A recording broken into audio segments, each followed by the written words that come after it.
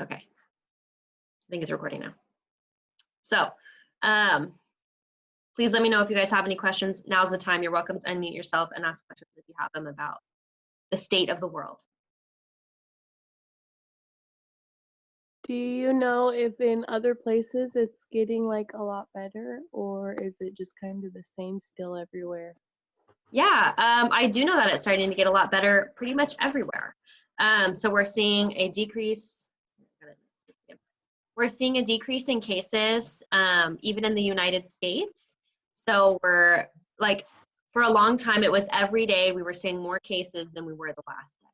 We saw 10 new cases in one day, and the next day we saw 20 new cases just in that one day. So it was exponentially getting worse and worse.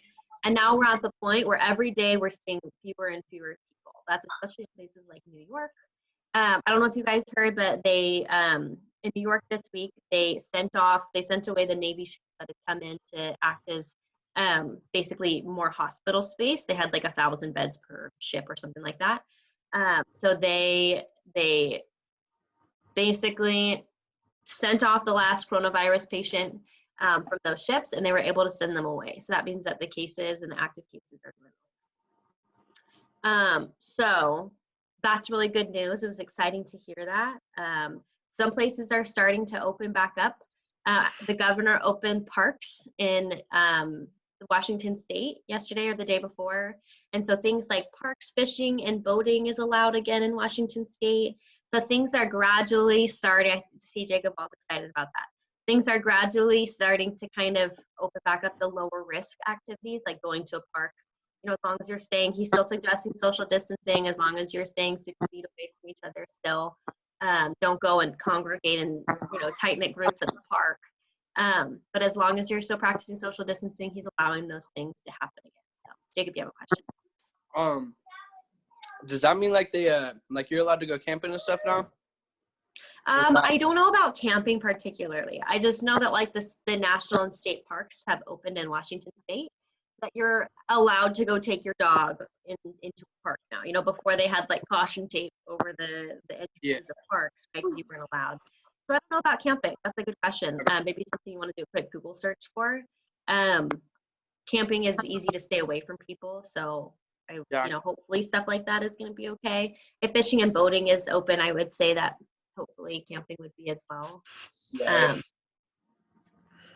So yeah, things are looking up. The one thing that kind of worries me, and I don't know if you guys have heard about it, is the second wave. So have you guys heard of the possibility of a second wave of the virus? I see Lexi kind of nodded her head there. Basically, this is all based on historical events, right? So they're comparing it. The most recent event that we've had like this was a century ago. It was the Spanish flu. And that was in 1918 and 1920. So that was, it was dangerous the first round and a lot of people died. And then they're like, yay, we're done. Everyone's back from the war. Let's go hug and kiss our people and go back out to, and have our parties. And then because everybody swarmed at once and went back to their lives all at once, there was this second wave of the virus that kind of washed over people again and was even more dangerous the second time. And a lot more people got sick the second time around than the first time around. So that's what the governors are trying to avoid as best as they can now. Once we start going back to life, I've heard that it's kind of inevitable that people will start getting sick again, but hopefully we can keep the numbers at least really low by being really gradual about it. So, opening certain things a little bit here and there, making sure that we're practicing social distancing probably for a long time. Yeah, things are gonna start opening back up. We're gonna start going back to work, but we're not gonna start, congregating in, big groups really close together. Things like concerts probably aren't gonna be a thing for a while because there's so many people. Yeah, Lex? I have news about that. In the EDM scene, I guess there will be no big festivals for an entire year. Yeah, I've heard that. Not a single one. Yeah, I've heard that because it's just, that is like one of the most dangerous things I could think of with having like more than 1,000 people, hugging, right? And everybody's crammed so close. Yeah, in even one if you're space. Outdoors. Yeah. Exactly. Even if you're outdoors, you're still so close to people, especially in the front where you're like literally like arm to arm touching each other at a concert. Yeah. So that part makes sense to me about why we probably won't be doing that for a while. I had a concert this month that was canceled. I was supposed to see Billie Eilish a couple weeks ago. Oh, sad. But you know, things will get rescheduled, or if not, I'll get my money back and we can try again later. You know, it's something that we're all living with and we're all dealing with, and getting through it together. So life will resume. They're working on a vaccine, and once we have the vaccine, that should be what allows us to go back to pretty much normal life. Once we can all get some immunity to it. They're saying there's really not enough research right now to determine if the people who have been infected and recovered from COVID are now immune to it. So they're saying you could be, but you could not be, depending on if the strain is changing and, you know, is mutating and all this. There's lots of factors that go into it. So for now, they're just saying we're working on a vaccine, and until we have that vaccine, we're going to be practicing social distancing for a long time. Yeah, Lex. I didn't click on it because I'm so tired of hearing about coronavirus, but there was this video on the coronavirus thing on YouTube, and it was like 6 new symptoms to coronavirus. I haven't seen that article, so I'm not sure. I have not turned on the news in like 2 weeks, so I haven't been watching. And the news that I choose to turn on is CNN. And I know they're very biased, and we've talked about it. It's just an easy one for me, and we have the subscription to it. I think this was like CBS or some. It was one of those ones. I didn't even ask for it on my YouTube, but there's always this strip of just coronavirus and Trump and blah blah blah. Yeah. Also, how do you personally feel about when they come out with this vaccine that they cut all the red tapes for? How do you feel about going and getting this test, knowing that vaccines take and prescriptions and everything that they give us take up to what, like 5 years to go into human trials? Well, so the thing is, the reason why they're able to hopefully make one in less than 5 years is because they've taken away a lot of that red tape, a lot of those governmental policies that make it really hard to get anywhere through the FDA, right? They've kind of laxed on that just so that we can move forward with this vaccine as much as possible and as quickly as possible. So they're saying it'll probably take 18 months. They started in like January, I think, creating a vaccine. So 18 months from January is probably the soonest we can expect to see it. That's the soonest we can expect to see it safe and ready for the public. So I've heard they've started going through human trials, but I don't know. I haven't looked enough into it. I've seen, articles here and there about it. But they would not give a vaccine to the public that isn't safe. They have to make it go through trials. They're not going to skimp on making sure that it's safe.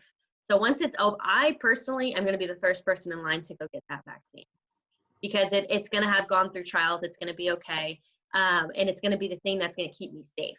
And I know that that's the case based on the way that we do vaccines. If a vaccine came out tomorrow, I'd probably be like, let's wait off until I know that it's got, had enough time to go through the right trials and all that. But a year to 18 months, once it's ready to go, I'm going to be there, because I would rather know that I'm protecting myself from the coronavirus than not, and protecting people around me. So good question. And I think it's going to be individual and personal choice on that one. If you feel safer, waiting a couple months to see how people are reacting to the vaccine is an option as well. So yeah, good question. Bailey, do you have a question? It was kind of off topic, so I changed my mind. But did you cut your hair? I did cut my hair. I got it cut yesterday. Thanks for asking. And I see Lexi did her hair too. I cut like 6 inches off yesterday. I didn't do it myself, but we have a friend. I feel like I cut my hair a while ago. Yours is bright red now. I love it. I'm loving the sunset hair. Looking great. It's like, it didn't turn out, like it bled into the yellow, so now it's like, you can't see it on camera, but like it's like more of a goldy orangish here instead of like the yellow. I spent so much time putting like bright ass yellow at the ends of it just to rinse it, and my aunt, who's a hairstylist, is like, no, you need to do the red first and then process the ends and it'll come out yellow. I was like, I'm not gonna do that, I'm blonde. You're like, it's fine.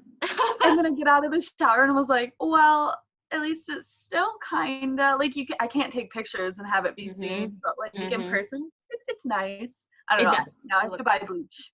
It looks nice. I like it. Okay, how are we feeling about this? I hate talking about it too. I just want to make sure people's questions were cleared up. So do we feel good about moving on? Are there any other questions about this? Guys, feeling good about it? Okay, we're going to move on to the actual civics related lesson plan that we have, and it's called Perfect Perceptions.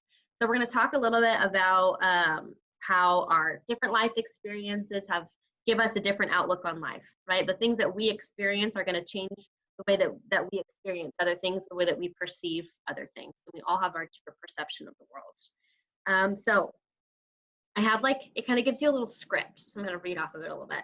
So it says, perception is a personal vision of reality that we each experience. While a group of people may be looking at the same simple object, every person looking at it has their own perception or reality of what that object is.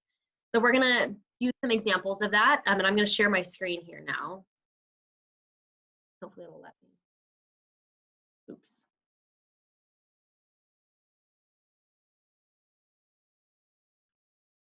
Okay.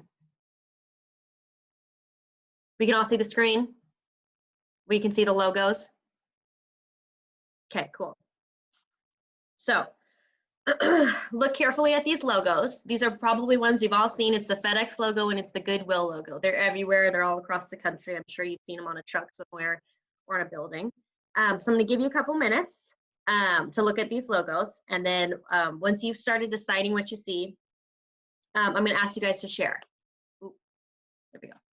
I'm going to ask you guys to share. So look at them and tell me if you see anything in particular. What are you perceiving? Is there anything in those logos that make you say, And you're welcome to unmute yourself once you think you have an idea of what you see.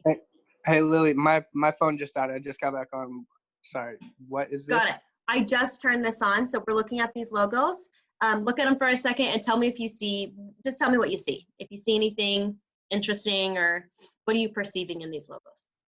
So take a minute to think about it. And then once you think you have an idea of what you see. I see an arrow in the FedEx. Sage, why'd you freaking beat me? Have you heard of this one before? Yeah.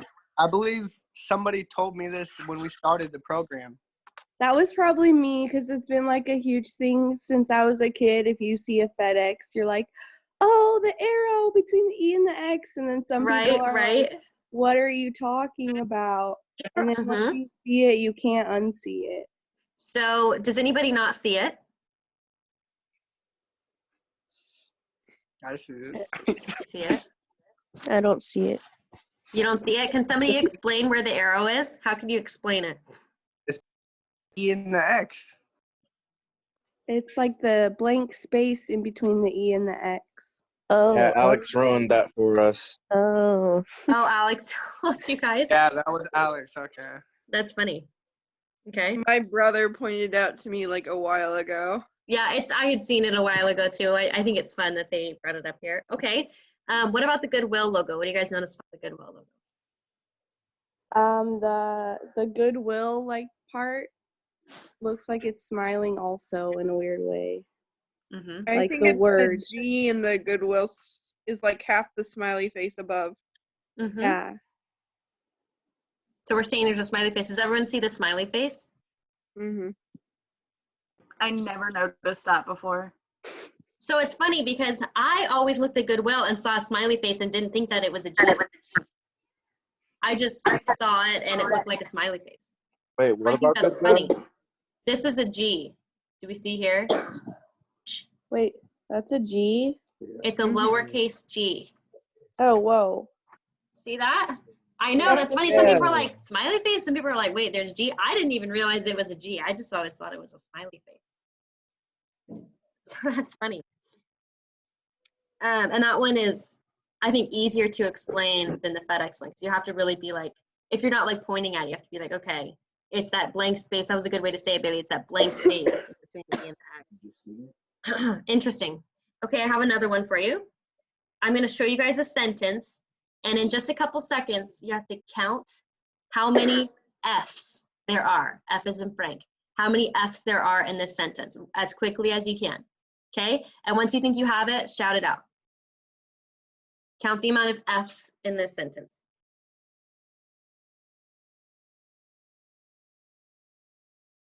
Shout it out once you have it. 8. 7. 8. 11. Oh. 9. 8, 7, 11, 9. Any other guesses? I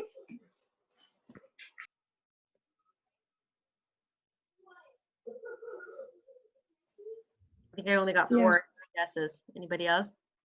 10. I got 10. Okay, 10. 8, 7, 11, 9, 10. Wait, it is 9. It is 9. It's 9. Okay. I'm still getting 7, guys. I'm still You're getting getting 8. 7. You're getting 8. Okay. Easy. Can I tell you the right answer? I keep getting 11. You keep getting 11. No, now I'm getting 7. Now you're getting 7. No, 8. Now I got 11. Okay, Emma got 11 this time. Like Sage. Are you ready for the correct answer? Yeah. It's 11. What? There's 11 yeah. F's. Okay. Yep. Why did you think you didn't get the same amount of F's? Why are we not getting the same amount? Because they can't count. I can't read. I mean, this is a part of it, though. The expectation is that we're not all going to get the same amount. So I why are only we got, not getting the I same only got amount? 9. Where's the 11th? The other There's 3. 11. There's Oh 11. my gosh. There's like 4 ubs that I didn't count. Oh, the of. Yeah, I missed Hmm. the first 2. The first Are you kidding me? 2, and then of all. Oh my gosh. 11. Interesting. You guys missed out on the F's and the of. You said as fast as possible, and so a lot of us skipped over some. Right. So this is something to emphasize how we interpret data. Okay. So it's about data and interpretation. And so even in a situation where this data is simple, right? It should be simple. We can all count to 11 and we all know what an F looks like. Why did we get different answers? What do you think? What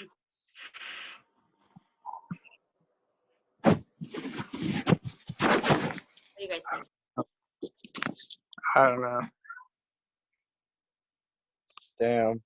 What do you think are, It was this because you said as fast as possible, and so we all kind of like read through it, and we missed some without actually looking. Right, so it's like, do it as quick as possible. What did you get? Yeah. I didn't even read it. I just went through and counted the F's. So did I. So maybe your interpretation was different if you tried to read it first than if you just looked directly at the data. You just went straight for those F's. It kind of sounds like we had a different interpretation after that. If we read the words first, it changes the way that we're going to go back and look for those F's, because people were throwing out the word of because it seems unimportant when we're looking at a sentence, right? Of is just a filler word. It's not as important as powerful and effective and the word failure. And so we were throwing those out. But if you didn't read it first, you weren't looking at those insignificant words. You were just counting the F's, right? The different way to interpret it. Hey, Lily. Yeah. I got a question for Jacob. Jacob, which ones did you miss? Because we got the same number. Bro, I don't even know. I missed the one after 2 of the 3 most powerful and effective of the 2 ofs, right after 2 both of them at the beginning of the first 2 sentences. Looked right over those 2. Yeah, I don't know. I had to count it twice because I got a different number. I got 10 first, and then I saw the answer was 11, and I was like, wait a second. And I missed one of the ofs. I missed the last of. Yeah. So even though it's something that should be simple, we can all count to 11. We all know what an F looks like. Even something as simple as that, the way that we interpreted that data was different based on how we read it, how we looked at it, right? Your mind doesn't read a whole sentence. Right, that's part of it too. It's the way that our minds work, right? And everybody's minds work a little bit different. So the point of looking at that is it's supposed to be difficult because it's hard to be certain about lots of things. It's hard to be certain about complex things too. I mean, if it's even hard to be right about how many F's are in a sentence, something that simple, imagine how hard it is to be certain about complex things like relationships, right? Or big projects, or what happened in a meeting, right? Things that we talked about. It's hard to be completely certain about things. It's impossible to be completely certain about something, especially complex things. But we're trained to have a sense of certainty. We're trained to say with absolute certainty, there were 8 F's in that sentence and I know it, right? Even though that wasn't, that wasn't the case, right? Because we were all looking at that data in a different way. So basically, it's about being able to ask good questions and listen to each other well. You guys helped explain to each other where those missing F's were, right? So ask good questions and be inquisitive about things. It's okay to not be certain about something, especially with more complex things like relationships and other, even things with school, looking at different GED subjects that you're working on and trying to interpret things. It's okay to not be certain, and it's okay to ask questions. Because we're just so trained to be really certain about things and have confidence in our answers, and that's great, but it's okay. It's okay to not have complete confidence in something and to ask questions and listen to each other. So that's fun. I didn't expect the answers to be so varied, so that's awesome. I mean, that was the point of the exercise, so I'm glad that worked out. We have a little more time, so I am going to do the last part of this, which I'm going to show you guys a picture. And each of you, I want you to look at this picture for like a good minute. And when you're ready to talk, you're welcome to unmute yourself. And I want you to describe what's happening in this picture. Just to you, what do you think is happening in this picture? What do you see, okay? So don't say anything yet for like a good minute. And then I'll give you guys the okay to unmute and explain what's happening in this picture, okay? So I'm gonna show this. Hey, Lily. Oh, how about I take it off share? That's a good idea. Hey, Lily. Yeah. I might have to leave the meeting real quick to call back this number. It might have been my x-rays. Okay, I'll make sure I let you back in when you're back, okay? Okay. Okay. So here's this picture. And if you want to go to speaker view so you can see me, you can do that. I want to make sure. Okay, take a look at this picture. No, it's not weird. And tell me what you see. Give it a good minute. I'm going to do that. From here.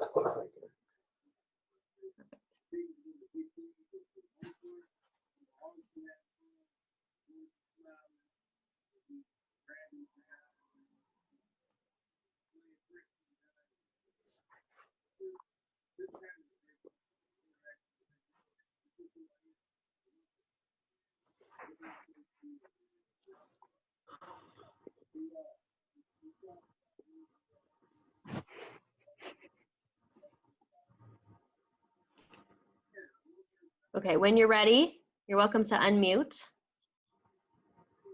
And tell me what you see.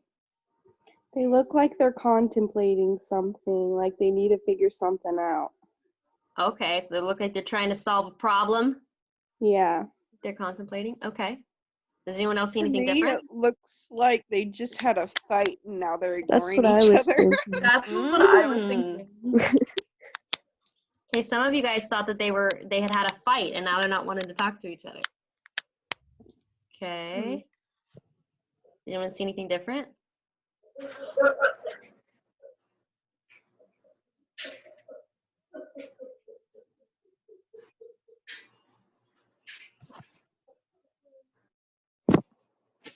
Anything else to add to what you see?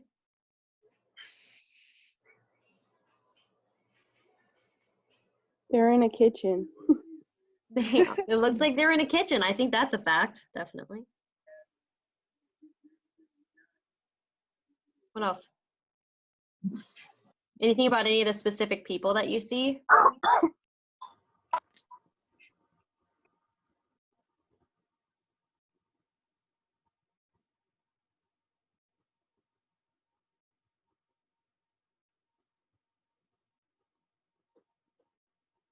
Or any last thoughts?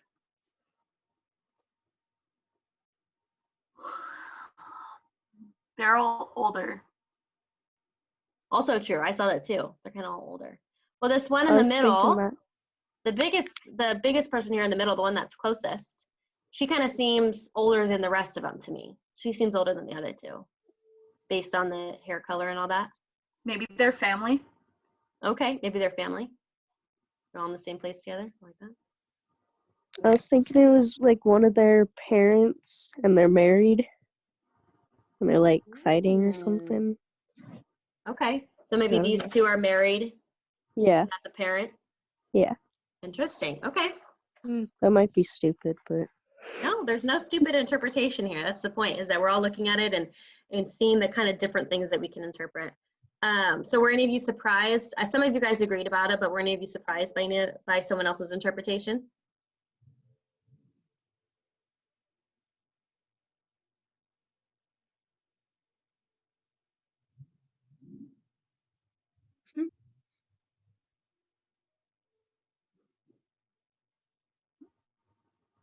Or maybe when you listen to somebody else's perspective, did it help you see what they were saying? Like after you described it, were you like, oh, I can see that? Like, oh, okay. Right. Yeah. Because you guys kind of had a different idea. One of you was like, it looks like they're trying to figure something out. One of you was like, I think they're fighting. How they don't want to talk to each other, right? That's a totally different interpretation. So yeah, definitely. Are we close? There really is, I don't know. There's no right or wrong answer that it gives me. It just, it says it's all about interpretation, right? So there wasn't a right or wrong answer with this. Danny, we had just looked at a picture and decided. So what do you see in this picture? What do you see happening in this picture? Hold on. Shit. Trying to see it better.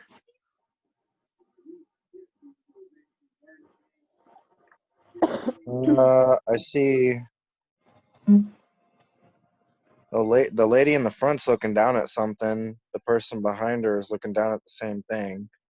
The guy in the background's looking off to like the corner behind them.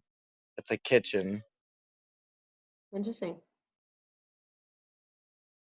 So I don't know. Yeah, I think you kind of had the same interpretation that Bailey had. Bailey was like, it looks like they're looking at something and they're trying to figure something out. But then other people in the group were saying, I think they just had a fight and now they don't want to talk to each other. So there was. The other dude's too close to the grandma type figure, so it doesn't seem like they were the ones fighting. But it does seem like they looked at something and they're pondering it. Okay, that's supposed to be add another one on Bailey's interpretation. I like that. So the purpose of it was to show that we have different interpretations based on the things that we've experienced, right? If you grew up with a grandma in the house and two other kind of parent figures, it's going to look like, oh, that's probably a grandma and the parents. But if you maybe didn't grow up with a grandma in the house, you'd be like, it kind of looks like maybe they're all family, maybe they're not family. How do they know each other? It kind of makes you question it, right? So it's just, if it is a grandma, then she probably just got done biting people's heads off, and they're all like, "Fuck, we don't want to leave grandma because grandma might yell at us to get our ass back in here." But did you have that experience with a grandma? Yeah. Got it. So you've had a grandma that's maybe not so easy to talk to, and that no, she's easy to talk to until you piss her off. Once you piss her off, she's like deep into the switch. I actually said I cussed in front of her once. And that was the last time. That mistake again. I got hit in the forehead from the kitchen with a fucking cast iron skillet that she was washing. Interesting. Okay. So that the experiences that you had with the grandma growing up might change the way that you see this image. You might see, maybe it was grandma that was mad at them because I'm used to grandmas being mad at me, right? So the things that you've experienced growing up are going to change the way that you see that picture. And on a grander scale, the things that you've experienced in your life are going to change the way you see a lot of things. They're going to change the way that you see the relationships that you have with people, the way that you handle problems and solve problems. It's going to change based on the things that you've experienced. So everybody views different problems in different situations in different ways based on the things that we've experienced in our lives. So that's why it's so important to talk to people and explain what's going on in your mind, ask questions, listen to other people that are explaining, because we don't see things in the same way. And the only way we're going to understand each other and potentially solve a problem together, right? And kind of a grander sense, solving issues together requires you to come together and explain your viewpoints, because you're not going to be seeing that problem in the same way that someone else is. So it's also about stepping out of your own perspective and trying to see other people's new perspective, right? And that can be along with something that's very is hands-on in front of you. You have a construction project and you can't figure out how to fix it. Let's work together and talk about things. And how are you viewing the problem? Okay, this is how I'm viewing the problem. To grander things about, you know, fixing issues in relationships, whether it's relationship with parents or relationship with a spouse or a partner. Coming together and explaining your viewpoints and listening to each other, actively listening to each other, is the best way that you can come to conclusions and solve issues. So, awesome. Again, that was called Perfect Perceptions. It's all about conflict resolution is what this whole section was about. So yeah, I see Danny says coffee. I think he's going to get coffee based on the group chat. So yeah, that's the activity we had. I hope it was enlightening for you guys. I'm trying to make these shorter, so that you guys can get to your GED classes and so that we're not sitting on Zoom all day long. So kind of shorter than it would be in person, but please go ahead. I'm going to stop recording this now. Stop.